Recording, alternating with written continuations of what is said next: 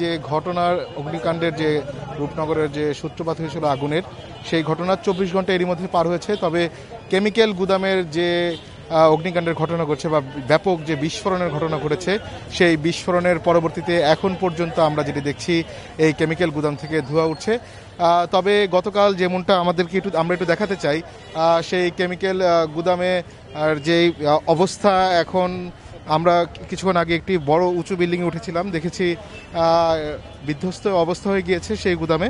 তবে গতকাল যেটি আমরা দেখেছি, ফায়ার সার্ভিস থেকে আমাদেরকে জানিয়েছে যে পাশের যে পোশাক যে কারখানা রয়েছে, সেই পোশাক কারখানায় ফায়ার সার্ভিসের কর্মীরা তাদের উদ্ধার কার্যক্রম চালিয়েছেন। সেখান থেকে যে 16টি মরদেহ উদ্ধারের পর এখন পর্যন্ত আর কোনো তথ্য আমাদেরকে জানানো হয়নি।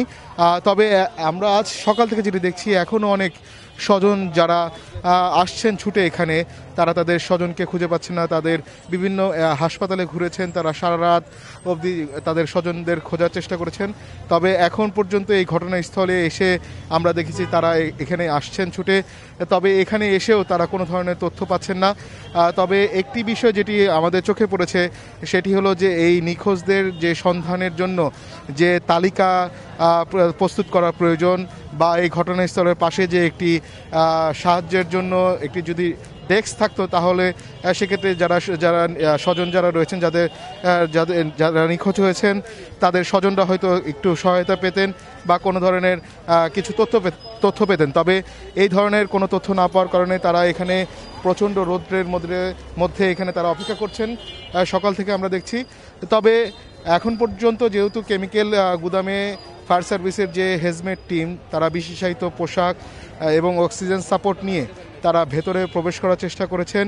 তবে এখনও প্রচণ্ড গ্যাস থাকার কারণে, যেহেতু এই গ্যাসগুলো বিষাক্ত গ্যাস হয়েছে, সেক্ষেত্রে তারা তাদের নিরাপত্তা ব্যবস্থা এবং বিশেষ সরঞ্জাম নিয়ে তারা প্রবেশ করার চেষ্টা করছেন। তবে কেমিক্যাল গুদামে যেহেতু এখনও ধোঁয়া দেখা যাচ্ছে, সেক্ষেত্রে কোনো ধরনের এখন পর্যন্ত কোনো তথ্য নেই।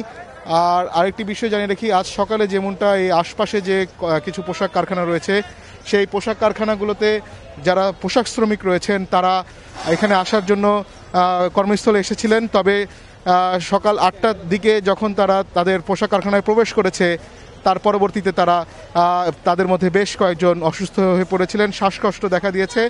পরে তাৎক্ষণিক তাদেরকে আশপাশের যে হাসপাতাল রয়েছে, সেই হাসপাতালগুলোতে নিয়ে যাওয়া রয়েছে। এই ঘটনার পরপরই এখানে যে আশপাশে যে পোশাক কারখানাগুলো রয়েছে, সেই পোশাক কারখানাগুলো বন্ধ ঘোষণা করা হয়েছে, এবং এর পাশে যে বিইউবিটি যে শিক্ষা প্রতিষ্ঠান রয়েছে, সেই শিক্ষা প্রতিষ্ঠানেরও ক্লাস বন্ধ রয়েছে। আর এখন পর্যন্ত এখানে ঘটনাস্থলে কাজ করছে সেনাবাহিনী, বিজিপি সহ সিআইডির যে ক্রাইম সিম ইউনিট রয়েছে, তারাও এখানে আলামত সংগ্রহের জন্য চেষ্টা করছেন।